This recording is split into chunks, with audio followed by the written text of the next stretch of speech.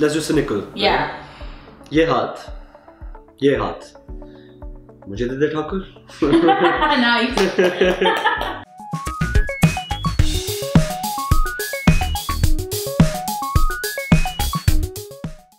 So what's the best thing about being a celebrity?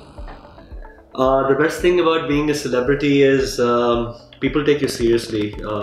So if you don't take yourself seriously, then it's a good balance, I guess. To be honest, the best thing about being a celebrity is being able to have a voice. You can reach out to people, and if that's something you want to do. So I think it's the ability to reach out to people, the luxury of having a voice. What is like the worst part of being a celebrity? The worst part of being a celebrity is, well, I think it's being in places sometimes you don't want to be at. It's always having to be a certain way, because when you're a celebrity, you expected to be happy all the time, and sometimes you're really not that happy, but the show must go on, so you have to put up a smile all the time and keep going. What is there any one particular dialogue we want you to say it in like 5 or 7 different ways? 5 or 7? Yeah, 7 depends on how well you do in the first one. 7 is a lot. 7 is a lot. My directors would hope with that kind of variation. Okay, that kind of versatility. Maybe we can do Ye Haath Mujhe De De Thakur, and we can do the first one as a romantic one. So this is multi-layered, huh? So Thakur being Thakur and then be saying this in a romantic way. Wow, I like this. Okay, so let's try.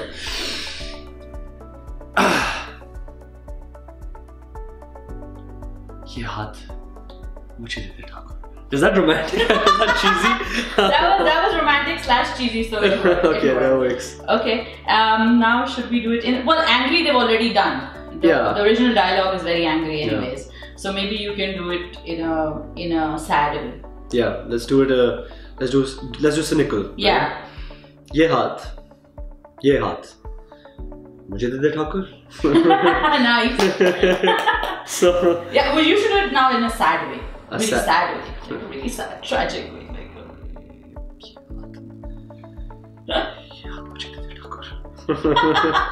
Okay, and maybe let's do the last one as something like you're in a fit of giggles. You have to... That I usually am. Yes. Please. So back in 2012, when I graduated from university, I was lucky enough to get, while I was in university, I was doing modeling assignments and hosting assignments and just something to pay the bills and stuff. Always had an interest in it.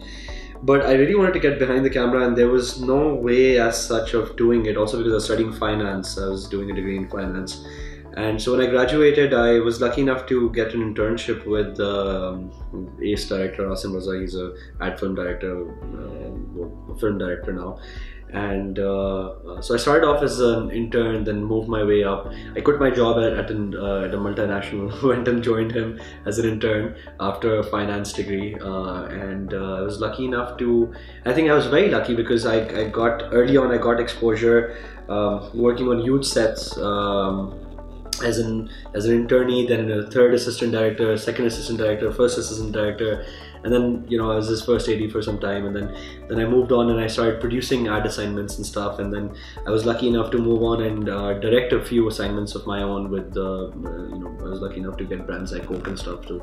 So I made some TVCs as a director as well. So I got a lot of exposure behind the camera, and then I kind of got back in front of the camera when I wanted to go produce Home and Jahan, which was my first film as a producer. So Asim and I co-produced that, and I also auditioned for the role, and then I did Arhan. I acted out Arhan, for which I got a Lux Style Award as well, so I got a lot of claim for that, and I was very grateful to God for that. And then sort of like that was like my second inning for my acting career again, because after that everything picked up. Before that, when I decided to go behind the camera, I stopped acting completely.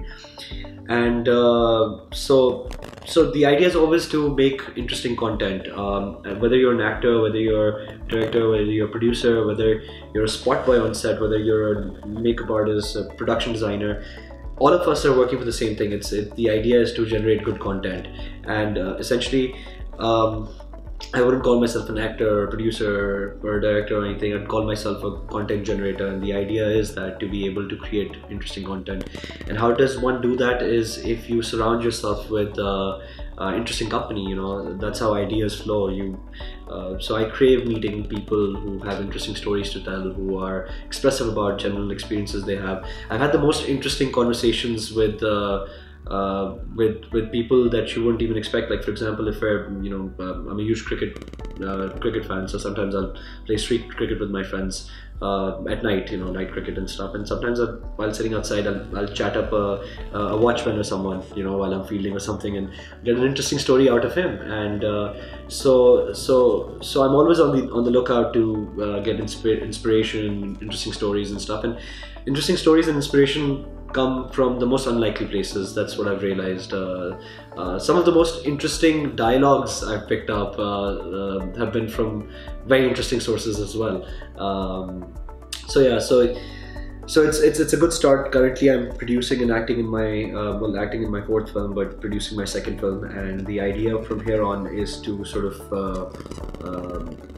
switch gears this coming next year, and then get heavily into content generation. So with the Vision Factory Films, which is our production company, we're looking to get into other mediums as well apart from films. We're looking to get into web content, we're looking to get into television and stuff, and we're already doing commercials and films. So yeah, pretty much that's what it is. It's the idea of being able to create and generate content, which is exciting.